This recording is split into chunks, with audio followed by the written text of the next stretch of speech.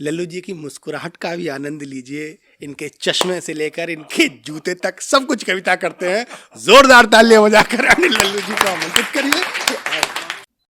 जस राम के साथे सीता है, संचालक महोदय के सम्मान में, कि जस राम के साथे सीता है और शिव के साथे गिरजा।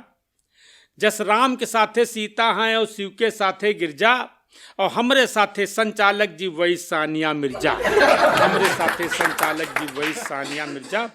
और एक व्यंग मित्रों उठाता हूं, आप लोगों ने देखा होगा कि अखबारों में फोटो छपती है और उसके बाद उस फोटो की क्या सदगत होती है, क्या स्थिति होते, उस पर एक व्यंग देने का प्रयास कर रहा हूं। कहां तक सफल हुआ वो आप लोगों का प्यार बताएगा। कि कैमरामैन ने जो ही बटन दबाया, मेरा खुराफाती मन बुदबुदाया। मैंने कहा भाई साहब मेरी फोटो आप अखबारों में छपवाएंगे। मैंने कहा भाई साहब मेरी फोटो आप अखबारों में छपवाएंगे, अरे मेरी बेइज्जती करके आप क्या पाएंगे।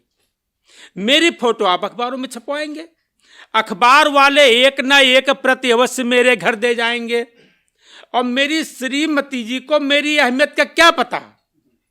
मेरी श्रीमती जी को मेरी अहमियत का क्या पता, वो मेरे चेहरे वाले अखबार से पूरे घर को सजाएंगी, ड्राइंग रूम से लेकर बाथरूम तक अलमारियों पर बिछाएंगी।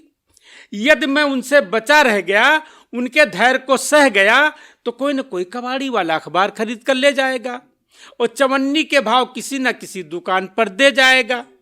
और यदि मेरे चेहरे वाला अखबार लग गया किसी हलवाई के हाथ, यदि मेरे चेहरे वाला अखबार लग गया किसी हलवाई के हाथ, तो मेरे चेहरे वाले अखबार पर ग्राहकों को जलेबी खिलाएगा। हम खड़े खड़े वहीं देखते रहेंगे, वो मेरा मुंह कुत्तों से चटवाएगा। हम खड़े खड़े वहीं देखते रहेंगे, वो मेरा मुंह कुत्तों से चटवाएगा। और 4 पंक्तियां मैं पढ़ना चाहता हूं, हमारी बिटिया सामने है, बेटियों के सम्मान में 4 पंक्तियां देना चाहता हूं। कि घर के फुलवारी महक उठे तो समझो बिटिया आई है। घर के फुलवारी महक उठे तो समझो बिटिया आई है, भोजन के थारी महक उठे तो समझो बिटिया लाई है। और वैसे तो घर में सबे रहें, पर बिटिया के आगे फेल सबे। वैसे तो घर में सबे रहें, पर बिटिया के आगे फेल सबे। वैसे तो घर में सबे रहें, पर बिटिया के आगे फेल सबे। बप्पा कह बानी चाहक उठे तो समझो बिटिया आई है। बप्पा कह बानी चाहक उठे तो समझो बिटिया आई है। और मित्रों, एक व्यंग उठाना चाहता हूं कि हमारे देश के राजनीतिकार, हमारे देश के राजनीतिज्ञ रोटी कपड़ा और मकान की समस्या कैसे हल करते हैं, कैसे हल करने का प्रयास करते हैं, उस पर एक व्यंग देने का प्रयास कर रहा हूं। कि एक नेताजी ने भाषणों में आश्वासनों की रसधार बहाई, रोटी कपड़ा मकान जैसे गंभीर विषयों पर चिंता जताई। बोले ये देश वीरों का है, बोले ये देश वीरों का है, जिन्होंने घास की स्वादिष्ट रोटियां तक है खाई। बोले ये देश वीरों का है, जिन्होंने घास की स्वादिष्ट रोटियां तक है खाई। इसलिए मेरे दोस्तों, जिस दिन हमारे देश की गरीब जनता घास की स्वादिष्ट रोटियां खाएगी, हमारे देश में रोटी की समस्या अपने आप हल हो जाएगी। हमारे देश की गरीब जनता जिस दिन घास की स्वादिष्ट रोटियां खाएगी, हमारे देश में गरीबी अपने आप हल हो जाएगी, गरीबी की समस्या अपने आप हल हो जाएगी। कपड़ों की कोई समस्या ही नहीं है, कपड़ों की कोई समस्या ही नहीं है। हमें पूर्वजों के पग चिन्हों पर चलना पड़ेगा, यह बिल्कुल सही है। हम नेहरू के पग चिन्हों पर चलेंगे। नेहरू पेरिस के धुले हुए कपड़े पहनते थे। हम नेहरू के पग चिन्हों पर चलेंगे, जनता गांधी जी को साधेगी। हम नेहरू के पग चिन्हों पर चलेंगे, जनता गांधी जी को साधेगी। हम पहनेंगे मखमल, जनता लंगोटी बांधेगी। हम पहनेंगे मखमल, जनता लंगोटी बांधेगी। अरे वैसे भी नंगे होने में बड़े फायदे हैं, वैसे भी नंगे होने में बड़े फायदे हैं। उन पर लागू नहीं नियम और कायदे हैं। अरे नंगा होना आपको क्यों खल रहा है? नंगों के सहारे तो देश का संविधान चल रहा है। नंगों के सहारे तो देश का संविधान चल रहा है। मकान मत होइए परेशान, मकान मत होइए परेशान, मैं नेताओं के कर्तव्यों को पूर्णतया निभाऊंगा। मकान मत होइए परेशान, मैं नेताओं के कर्तव्यों को पूर्णतया निभाऊंगा। अरे तुम्हारी झोपड़पट्टियों पर बुलडोजर चलवाऊंगा। मकान, मत होइए परेशान, मैं नेताओं के कर्तव्यों को पूर्णतः निभाऊंगा। अरे तुम्हारी झोपड़पट्टियों पर बुलडोजर चलवाऊंगा। और वैसे भी तुम्हें मकान की क्या अवस्था, वैसे भी तुम्हें मकान की क्या अवस्था, सारा जहां ही तुम्हारा है। वैसे भी तुम्हें मकान की क्या अवस्था, सारा जहां ही घर तुम्हारा है। अरे सारे जहां से अच्छा हिंदुस्तान हमारा है, सारे जहां से अच्छा हिंदुस्तान हमारा है, सारे जहां से अच्छा हिंदुस्तान हमारा है। और एक व्यंग और उठाना चाहता हूं, बस यात्रा पढ़ दें, एक व्यंग और देना। मित्रों, आप लोगों ने बस की यात्रा की होगी, मैं भी बस की यात्रा आपसे कराना चाहता हूँ, आपको कराना चाहता हूँ। एक देखें आप कैसे बस यात्रा सफल होती है। कि रोडवेज का सफ़र कुछ दिनों पहले तक मेरे लिए बहुत ही अच्छा था। रोडवेज का सफ़र कुछ दिनों पहले तक मेरे लिए बहुत ही अच्छा था। हर कंडक्टर लगता था मेरा मामा और मैं उनका भांजा सच्चा था। जब से मेरे मामा जी रोडवेज से रिटायर हुए, जब से मेरे मामा जी रोडवेज से रिटायर हुए, न जाने कितने फर्जी मुकदमे मेरे ऊपर दायर हुए।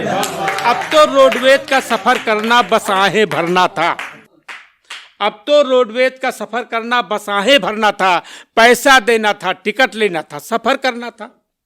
यही सोच बस में चढ़ गया, यही सोच बस में चढ़ गया। आगे भीड़ थी, पीछे की ओर बढ़ गया। एक 3 सीटर पर एक पुरुष और एक महिला विराजमान थी। एक 3 सीटर पर एक पुरुष और एक महिला विराजमान थी। मियाँ मेरे तेरे 50-60 किलो के और बीबी 1.5 कुंटल बोरे के समान थी। मैंने कहा भाई साहब अपने बोरे को खिसकाइए। अरे मैंने भी टिकट लिया, मुझे भी बैठाइए। भाई साहब की झल्लाती हुई आवाज आई, अरे ओ लल्लू भाई, आप व्यर्थ में मुझसे उलझ रहे हैं। जो कुछ सीट के ऊपर लिखा क्यों नहीं पढ़ा और समझ रहे हैं। सीट के ऊपर लिखे हुए शब्दों पर मेरी नजर पड़ गई, पूर्णतया उसी पर अड़ गई जिसमें लिखा था विकलांग महिलाएं सांसदों विधायकों के लिए आरक्षित। जिसमें लिखा था विकलांग महिलाएं सांसदों विधायकों के लिए आरक्षित। मैंने मन ही मन सोचा इस सीट पर आम जनता का बैठना पूर्णतया वर्जित। थोड़ा सा आगे बढ़ा, आश्चर्यचकित होकर हो गया खड़ा। एक साहब अपनी पत्नी को पकड़े थे, दोनों हाथों से जकड़े थे। मैंने कहा भाई साहब ये क्या हो रहा है, स्पष्टीकरण दीजिए।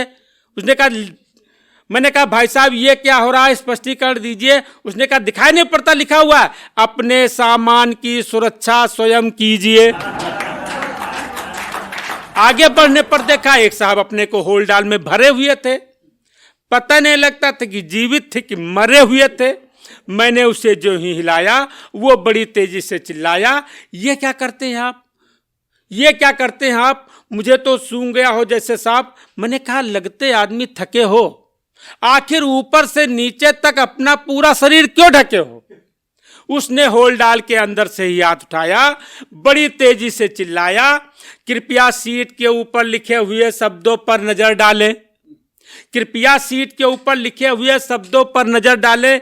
दिखाई नहीं पड़ता लिखा हुआ है, चलती बस में शरीर का कोई भी अंग बाहर ना निकाले। सुनते ही मैंने अपना माथा ठोका, निकाला जेब से पुकार की पुड़िया और मुंह में झोंका। इतने में कंडक्टर घूरा और बोला, लल्लू जी आप तो नियम कानून जानते हैं।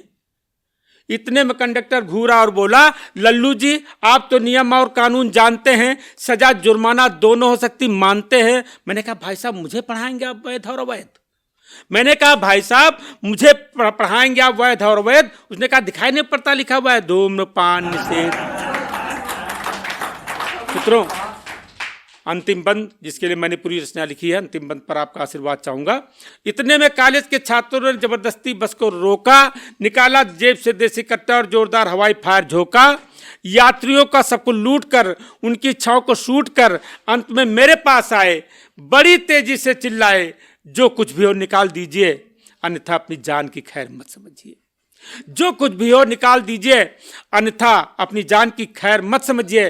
मित्रों, मैं कहीं कवि सम्मेलन में गया हुआ था, लिफाफा मिला था कि इतने में कॉलेज के 2 छात्रों ने जबरदस्ती बस को रोका, निकाला जेब से देसी कट्टा और जोरदार हवाई फायर झोंका। यात्रियों का सब कुछ लूट कर, उनकी छाव को शूट कर अंत में मेरे पास आए, बड़ी तेजी से चिल्लाए, जो कुछ भी हो निकाल दीजिए, अन्यथा अपनी जान की खैर मत समझिए। जो कुछ भी हो निकाल दीजिए, अन्यथा अपनी जान की खैर मत समझिए।